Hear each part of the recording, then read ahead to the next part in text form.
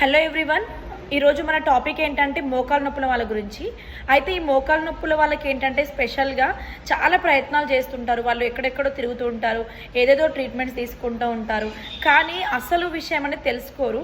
ఎందుకంటే మనం ఉండాల్సిన వెయిట్ కన్నా కొంచెం వెయిట్ ఎక్కువ ఉన్నా కూడా వాళ్ళకి ఏజ్ అయ్యే కొద్దీ వాళ్ళకి మోకాలు నొప్పులు అనేవి స్టార్ట్ అవుతాయి. ఎందుకంటే మన బాడీ, మన కాళ్ళు కూడా మన బరువుని, అధిక బరువుని భరించలేక ఇవి మోకాలు నొప్పుల రూపంలో బయటపడుతూ ఉంటాయి.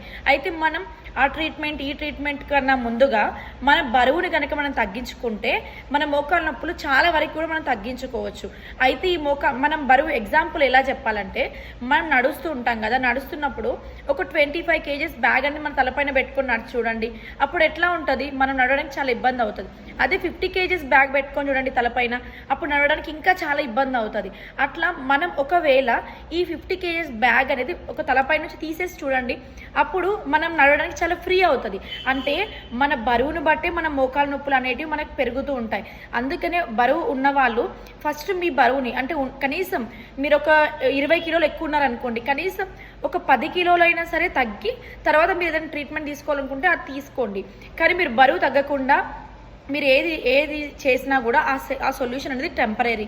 కాబట్టి బరువు తగ్గించుకొని లైఫ్ స్టైల్ని మార్చుకోండి. అప్పుడు మాత్రమే మీ మోకాలు నొప్పులు మీ కంట్రోల్లోకి ఉండడం, మీ కంట్రోల్ రావడం అండ్ మీ హెల్త్ అనేది బాగుండడం జరుగుతుంది.